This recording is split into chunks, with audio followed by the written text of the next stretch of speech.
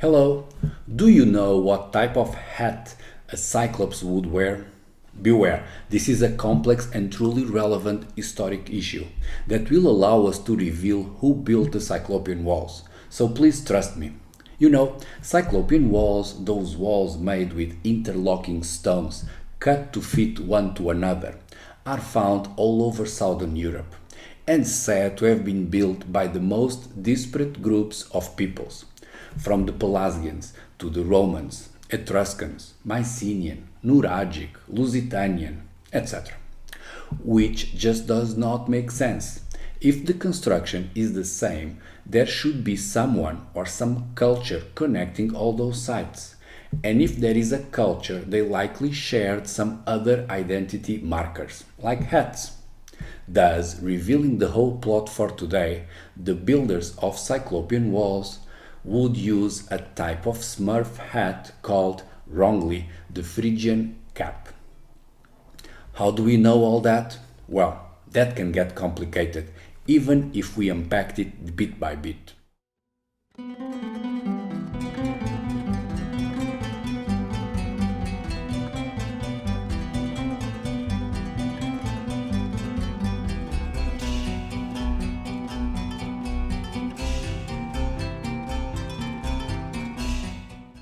This comical smurf hat is a type of cap that has been popular at times and is said to be coming from Phrygia. Spoiler, it is not. But before that, where is Phrygia? Phrygia is a region in the middle of Turkey, around the ancient city of Gordio, said to be home of a bunch of famous myths, including that Midas king that turned into gold what it touched, some pervert gods, and the Phrygian cap, obviously, and also a type of musical scale called the Phrygian mode that, if I've done this video editing properly, is used in the filler song.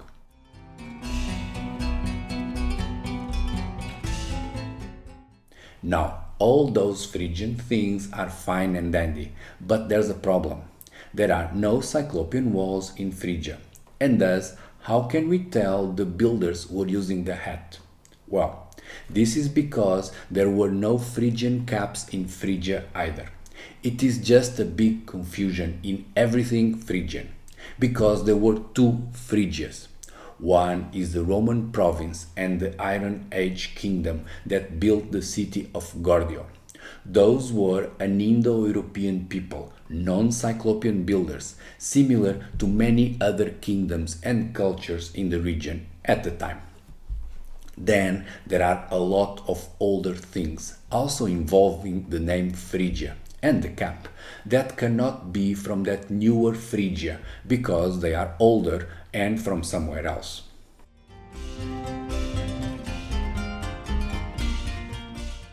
Old Phrygia, the one with the gold finger King Midas, the wacky gods, the Phrygian musical style, and the hat, is quite older than the later kingdom of Phrygia. Because 1. Homer talks about the Phrygian in the context of the War of Troy, thus placing them in the Bronze Age, nearly 1,000 years before the newer kingdom. Then 2. That story of Midas fingering everything into gold is not the type of thing classical Greeks considered to be current affairs. It is obviously an older tale from ancient times. 3. The musical style is one of the 7 such styles that used Bronze Age names like Dorian and Locrian. And then 4, there's the hat, used by many people or gods that have no relation to the later kingdom of Phrygia. With all that, the bare minimum is for us to realize the sources are talking about 2 different cultures in 2 different eras, probably even unrelated, being that the one we are looking for is the older one, the Bronze Age culture, or even before.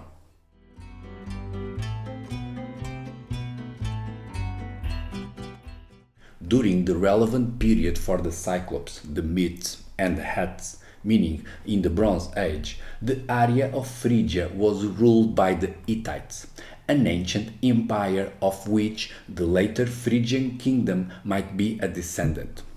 Since the Hittites are also Indo-European military maniacs that did not use Phrygian caps, but on the other hand, they had the best Cyclopean walls of ancient Europe.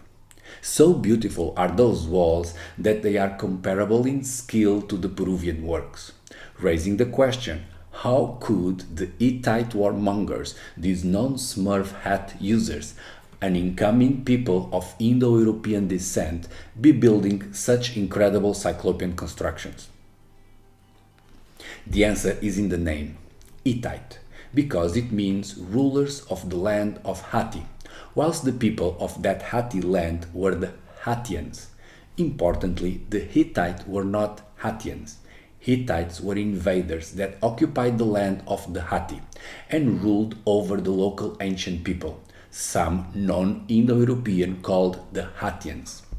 It is thus fair to say the Hittites, being the military rulers, did not build the walls, as most rulers don't build walls or anything else. The actual hard work was to be done by the subdued or enslaved people, therefore by the Hattians. Unfortunately, history does not register the common man, so we don't know about the hats of the Hattians. We just have the Cyclopean palaces they built for the Hittite overlords.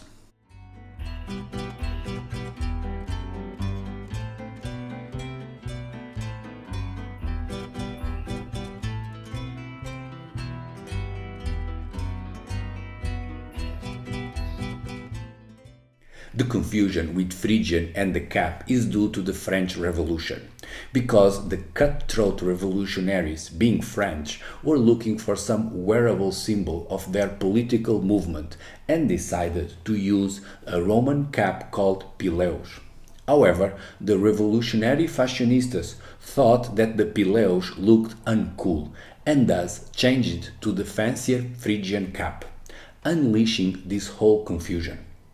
See, the pileus is not quite the same as the Smurf's cap, and is more like the hat of the seven dwarfs. But beyond the misleading couture aspect, it was in fact a great symbol of freedom.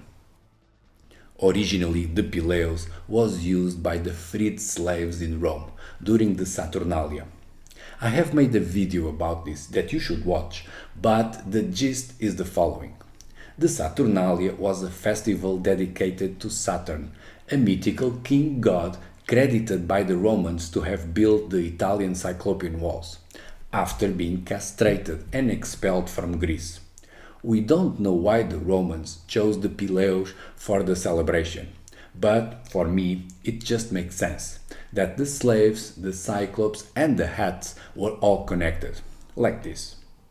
Saturn was the emasculated king of the people escaping persecution, probably enslavement, who brought Cyclopean walls to Italy, and the pileus hat just fits with the outfit.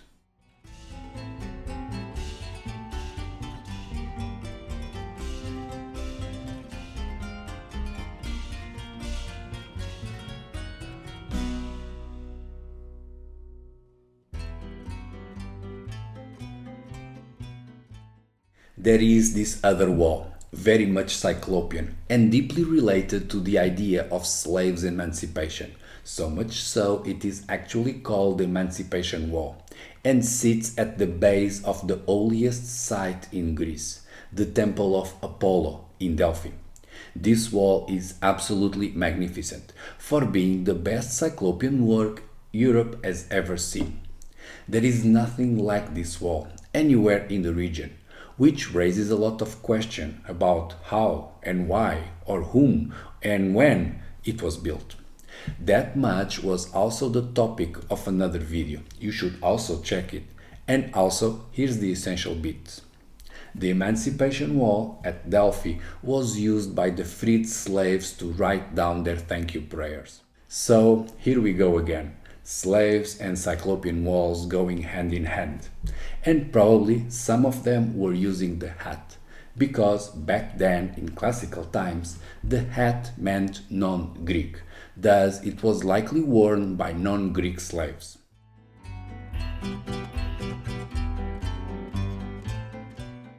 So far, we haven't cracked the code, and would thus be better off accepting that this is all a coincidence between the Peleus and the Phrygian cap.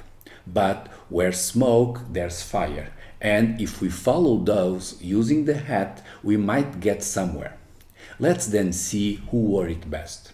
There are the Smurfs and the Seven Dwarfs, but yeah, those are young creations that don't count. What is relevant are the ancient sources, where we can see the hat being used by Attis, Mithras, Paris, and Orpheus.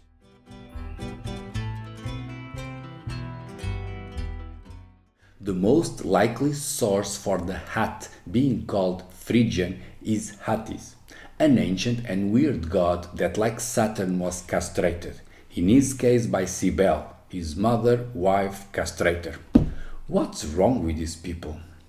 Moving on, Attis is not Phrygian. He comes from Satal Ayuk, in the same area but much older, well before this whole thing of the Bronze Age. Thus, it is sufficient to say Attis and the hat predate the arrival of the Greeks into Europe.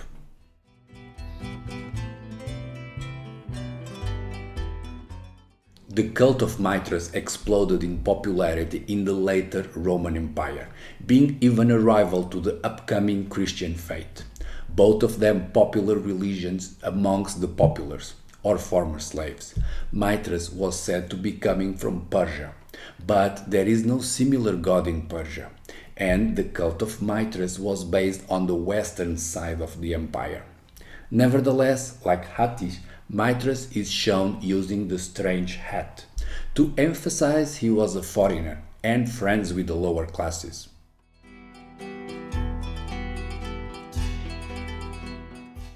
The reason the revolutionary yet fashion-conscious French got confused with the hat format was because of Paris, from Troy. Totally unrelated to Paris, the city in France. It is just a similar name, but enough to have the French running away with it. Paris of Troy was the prince who stole Helena to kickstart the Trojan War. He is often portrayed sporting a Phrygian cap for no better reason than to mock him as a non-Greek weakling.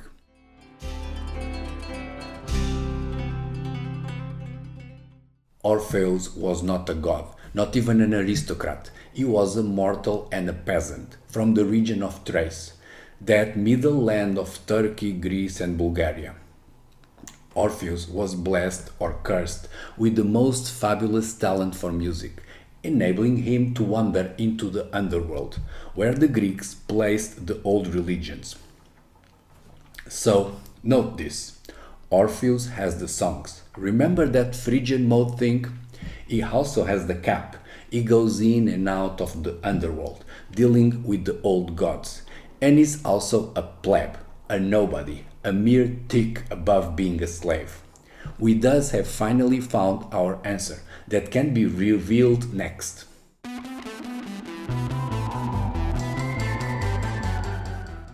Just off the coast of Thrace there is this island called Samothrace, with some of the most interesting Cyclopean walls ever built. They are at the core of a sacred spot called Temple of the Great Gods, dedicated to all sorts of old, weird, underground pre-Hellenic deities.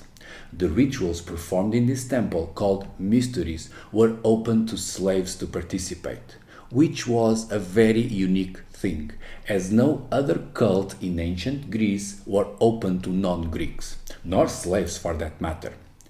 As per the Cyclopean walls, like always, they predate everything else in the site, and are said to have been built by the Pelasgians, which is another way to say or to implicate pre-Greek peoples. All this and more will be coming in the next video, but before, let's wrap this one with a hat.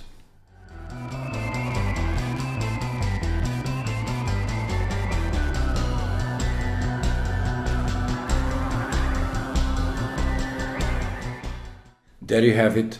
At the beginning of the Bronze Age, Greece and then Europe was invaded by the Indo-Europeans, replacing and often enslaving the ancient culture of the continent. Those ancient subdued peoples went on by many names: Hattians, Pelasgian, Cyclops, and now it seems Phrygian, having all in common being exceptional Cyclopean builders. The new rulers, the Indo Europeans, Hittite or Greek, put this skill to work in their finest palaces and the most awesome walls of the ancient world. Eventually, the distinction between the ruling and the ruled would be mitigated, and all that was left behind, beyond the fantastic walls, were some cultural oddities, like the castrated gods, and the Phrygian cap, and the slaves. Okay, this cap thing is a speculation, not helped by the confusion created by the later Romans and the fashion revolutionary French. Nevertheless, the Phrygian cap was definitively seen as a low class symbol used by subdued peoples in places where Cyclopean walls were often found nearby. I guess it cannot be all coincidences.